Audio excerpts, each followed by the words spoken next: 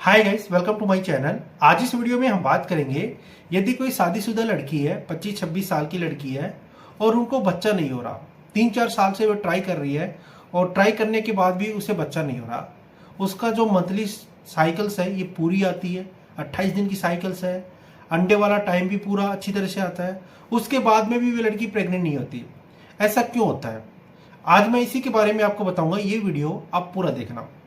यदि किसी लड़की को अंडे वाला टाइम प्रॉपर आता है और उसके बाद में भी वो लड़की प्रेग्नेंट नहीं होती, तो एक ही कंडीशन हो सकती है, जो उसका आवरी है, आवरी के अंदर फॉलिकल बनते हैं, ये फॉलिकल कम बनना स्टार्ट हो गए। अब इसकी जांच हमें कैसे पता चलेगी, कैसे कौन सी जांच हमें करानी चाहिए, और ये जांच के अंदर कैसे पता चलेगा कि नॉर्मल आवरी कब होता है, कितने परसेंट के अंदर ये हार्मोन होता है तो नॉर्मल आवरी निकलते हैं, तो इसके बारे में मैं इस वीडियो में बताऊंगा। तो ये वीडियो आप पूरा देखना। एक टेस्ट किया जाता है, इस टेस्ट का नाम होता है AMH। AMH का मतलब क्या होता है कि anti Mullerian hormone, anti Mullerian hormone. अब ये ब्लड टेस्ट किया जाता है, ब्लड के अंदर ये हार्मोन चेक करते हैं लड़कियों के अंदर। अब ये टेस्ट क्या बताता है? ये टेस्ट बताता है यदि किसी लड़की के अंदर ये हार्मोन कम बनना स्टार्ट हो जाता है, या ये हार्मोन बनना बिल्कुल कम हो जाता है, या ये हार्मोन ज्यादा बन रहा है। यदि ये हार्मोन किसी लड़की के अंदर ज्यादा बन रहा है ना, तो उसे PCOD हो जाता है। ये कैसे होता है इसके बारे में मैं आपको आगे बताऊंगा। और यदि ये हार्मोन किसी लड़की के अंदर कम बनता है, तो ओवरी के अंदर जो फॉलिकल होते हैं ये पूरी तरीके से बनते नहीं है। वे मैच्योर जो पावर होनी चाहिए यंग एज के अंदर किसी लड़की के अंदर जो फॉलिकल होते हैं ना, वैसे फॉलिकल उस लड़की के अंदर नहीं होते। अब ऐसा कैसे होता है? कितना परसेंट ये हार्मोन होने से अच्छे फॉलिकल होते हैं, या कितना परसेंट ये हार्मोन कम होने से बेकार फॉलिकल बनते हैं? तो इसके बारे में हम बात करेंगे। सबसे पहले हम बात करेंगे जो ये हार्मोन है ना, यदि ये हार्मोन किसी लड़की की एज 20 साल से है और 30 साल के बीच के अंदर है।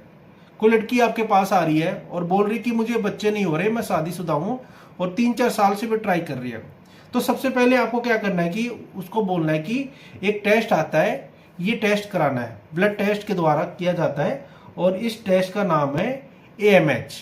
AMH आपको टेस्ट कराना है, उसे आप ये लिख कर दे देना। अब वे लड़की कुछ समय के बाद ये रिपोर्ट लेके आती है। अब उस रिपोर्ट के अंदर आपको क्या देखना है? यदि लड़की की एज 20 साल से और 30 साल तक है, उसके अंदर जो AMH हार्मोन होता है ना, इसका लेवल आपको मिलेगा 2.0 और 6.8 इनके बीच में मिलेगा। यानी 2 से और 6 के बीच के अंदर ये हार्मोन बन रहा है लड़की की बॉडी के अंदर, तो समझ लेना गुड अंडे बनेंगे, अच्छे अंडे बनेंगे लड़की के अंदर। लड़की आसानी से प्रेग्नेंट हो जाएगी। जैसे यंग एज के अंदर लड़कियां प्रेग्नेंट हो जाती है, 25-26 साल की लड़कियां प्रेग्नेंट हो जाती है, यदि उनके अंदर ये हार्मोन अच्छी तरह से बन रहा है। जब यदि किसी लड़की की एज 30 साल से और 35 साल के बीच में है, आपने कभी नोटिस किया है यदि किसी की शादी जल्दी हो जाती है, 20 साल के अंदर 25 साल के अंदर हो जाती है, तो वे लड़की जल्दी मां बन जाती है।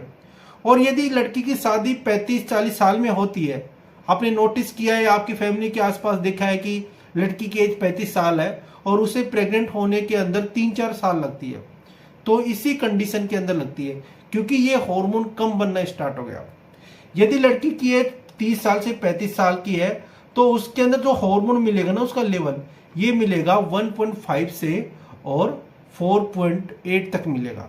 यानी हम ठीक बोल सकते हैं इसके अंदर, हाँ भाई लड़की प्रेग्नेंट हो सकती है आसानी से। यदि लड़की की एज 35 साल से और 40 साल के बीच में आ जाती है, बोलते हैं कि हमें ओल्ड एज के अंदर शादी नहीं करनी चाहिए। 35 साल के अंदर यदि शादी कर रहे हो, 30 साल के अंदर शादी कर रहे हो, तो आपको बच्चे होने की जो चांस होते हैं लड़कियों के अंदर कम हो जाते हैं। लड़कियों को अच्छे बच्चे और अच्छे जो अंडे होते हैं ना, ये 35 साल तक ही होते हैं। 35 साल के बाद में तो कचरा होता है ये अंडे। तो लड़की आपके पास आ रही है 35 साल से 40 साल के बीच में आ रही है, और उसके अंदर हार्मोन होता है ना, ये 1.0 से और 3.0 तक ये हार्मोन का लेवल चल जाता है, इतना कम चल जाता है। यदि ये हार्मोन जैसे जैसे कम होना स्टार्ट हो जाएगा, और यदि 35 से 40 साल के बाद में आ रही है और इस हार्मोन का लेवल 0.5 आ गया, तो समझ लेना कि अंडे तो बिल्कुल खत्म हो चुके हैं। अब उस लड़की को हम आईवीएफ के द्वारा ही बच्चा दे सकते हैं। अब इसके अंदर नेचुरल प्रेगनेंसी उस लड़की के अंदर हो ही नहीं सकती, अब तो उसे हम आईवीएफ के द्वारा ही बच्चा दे सकते हैं। अब हम बात करेंगे, ये हार्मोन होता है ना, ये लड़कियों के लिए बहुत ज्यादा इंपॉर्टेंट होता है। यदि ये कम हो गया, ये हार्मोन कम हो गया, तो समझ लो अंडे नहीं निकलेंगे। जैसे ये ओवरी है, अंडा है, अब इसके अंदर क्या होता है कि फोलिकल होते हैं, फोलिकल, ये फोलिकल, ये एंटर फोलिकल होते हैं। ये फोलिकल ही आगे जाके बच्चा का निर्माण करते हैं। जैसे जैसे एज बढ़ती है, जो ये हार्मोन होता है ना एएमएच, ये हार्मोन कम होना स्टार्ट हो जाता है। और यंग एज के अंदर क्या होता है कि ये हार्मोन हाई होता है, नॉर्मल कंडीशन के अंदर होता है, 2 से 6 या 8 तक रहता है, तो अच्छे फोलिकल बनेंगे, अच्छा बच्चा पैदा होगा। अब हम बात करेंगे, यदि ये हार्मोन कम हो गया, अब जो ये हार्मोन होता है ना हाई पे हो गए ना, ज्यादा लेवल हाई हो गया तो पीसीओडी हो जाएगा। यदि हार्मोन कम हो गया तो लड़की प्रेग्नेंट नहीं होगी, आईवीएफ करना पड़ेगा। अब दूसरी कंडीशन होता है कि ये हार्मोन किसी किसी लड़की के अंदर ज्यादा बनना स्टार्ट हो जाता है। जो एएमएच है ना, ये लड़कियों के अंदर ज्यादा बनना स्टार्ट हो जाता है यंग एज के अंदर। जैसे 20 साल से और 30 साल के अंदर ये हार्मोन सबसे ज्यादा बनता है लड़कियों के अंदर। ये बनने का एक ही कारण होता है कि जो ये हार्मोन होता है बन रहा है बहुत ज्यादा, यानी 2 से और ये 9 तक पूछ गया। उस कंडीशन में क्या होगा कि ज्यादा हार्मोन बनेगा तो ज्यादा अंडे बनेंगे, ओवरी के अंदर फोलिकल बनेंगे, तो उस कंडीशन में लड़कियों को पीसीओडी हो जाती है। ये कारण भी होता है लड़कियों के अंदर। पीसीओडी होने का 3-4 कारण होते हैं, जिसमें ये भी एक कारण हो सकता है एएमएच ज्यादा बन रहा है। लड़की के अंदर जितना एएमएच ज्यादा बनेगा उतने ही ज्यादा फोलिकल बनेंगे। नॉर्मल एएमएच का लेवल होना चाहिए 2 से और 6 तक बस।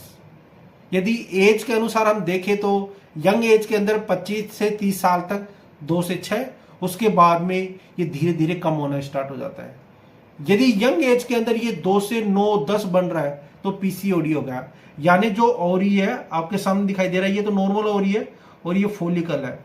और दूसरी कंडीशन में यदि ये हार्मोन ज्यादा बन गया तो छोटे छोटे फोलिकल बनना स्टार्ट हो जाएंगे और ये फोलिकल बाहर नहीं निकलते, ये एंड्रोजन हार्मोन बनाएंगे। उसके बाद में लड़की के चेहरे पर बाल आना स्टार्ट हो जाएंगे, वॉइस उसकी मोटी हो जाएगी, पीरियड उसके डिले हो जाएंगे। तो ये हार्मोन का लेवल भी हमें नॉर्मल रखना चाहिए। बस लड़की प्रेग्नेंट हो जाए, बच्चा बाहर निकल जाए, जो एंटर फोलिकल है ये बाहर निकल जाए, बस इतना इसका लेवल रखना है। 2 से 6, 2 से 5, बस इतना। एज बढ़ती है जैसे जैसे ये कम होना स्टार्ट हो जाता है। उसके बाद हम बात करेंगे, जो ये एएमएच टेस्ट कराते हैं ना, ये कब कराते हैं, इसकी आवश्यकता कब पड़ती है। आपने डॉक्टर के पास गए और बोला कि मैं प्रेग्नेंट नहीं हो रही, मेरी साइकिल्स नॉर्मल आ रही है, 28 दिन की साइकिल्स है, अंडे वाला भी टाइम आ रहा है। जो अंडे वाला टाइम आता है, ओव्यूलेशन वाला टाइम आता है, उस कंडीशन में चिपचिपा पदार्थ निकलता है, मैं सब कुछ सही हूँ, फिर भी डॉक्टर बोलता है, फिर आप बताती है कि मैं प्रेग्नेंट नहीं होती हूँ। फिर डॉक्टर बताता है कि आपको एएमएच की तो डिफॉर्मिटी नहीं होगी, या एएमएच तो कम नहीं होगा आपकी बॉडी के अंदर। डिफॉर्मिटी कोई अंग का नाम है, कोई ऐसा कोई बचपन से ही कोई अंग बेकार हो जाता है, उसे हम डिफॉर्मिटी बोलते हैं। तो एएमएच का लेवल कम तो नहीं हो गया हार्मोन का, तो ये टेस्ट डॉक्टर आपको कराता है। तो सबसे पहले आपकी प्रेगनेंसी नहीं हो रही, आप शादीशुदा हो, 5-6 साल हो गई, आपकी शादी नहीं, बच्चे नहीं हो रहे, उसके बाद में भी ये टेस्ट आपको कराना चाहिए। यदि आप आईवीएफ का प्लानिंग कर रहे हो, यानी 0.5 इस हार्मोन का लेवल आ गया, तो उसके बाद में आपको आईवीएफ कराना है, तो उस कंडीशन में ये टेस्ट करते हैं। पीसीओडी के अंदर हम ये टेस्ट करते हैं। और मीनोपॉज, यानी लड़की एक तरफ से बूढ़ी होना स्टार्ट हो गई, जैसे जैसे एज बढ़ती है मीनोपॉज की तरफ जाना स्टार्ट हो जाता है, यानी उसका पीरियड आने बंद हो जाते हैं और अंडे तो बिल्कुल नहीं निकलेंगे। तो ये टेस्ट हम उस कंडीशन में कराते हैं। अब हम बात करेंगे इस टेस्ट को कब कराते हैं। जैसे कोई लड़की है, दवाई चल रही है, ओसीपी चल रही है, तो इस टेस्ट को हम कभी भी करा सकते हैं। पीरियड के कोई से भी दिन हम इस टेस्ट को करा सकते हैं। ब्लड लेते हैं, बस ब्लड से डॉक्टर चेक करता है कि क्या कमी है क्या कमी नहीं है, लेबोरेटरी वाला। बस इस टेस्ट का इतना काम होता है। इस टेस्ट के आधार पर ही डॉक्टर को पता चलता है कि इसे आईवीएफ के द्वारा बच्चे करने हैं या नेचुरल रूप से ये बच्चा कर सकती है। तो ये इस टेस्ट का उपयोग आज के टाइम में सबसे ज़्यादा डॉक्टर सबसे पहले चेक करते हैं। यदि आप लंबे टाइम से प्रेगनेंसी की कोशिश कर रही हो, प्रेग्नेंट होने की कोशिश कर रही हो, आपकी शादी हुई 5-6 साल हो गई, उसके बाद भी आपको बच्चा नहीं हो रहा, तो सबसे पहले डॉक्टर यही टेस्ट करता है।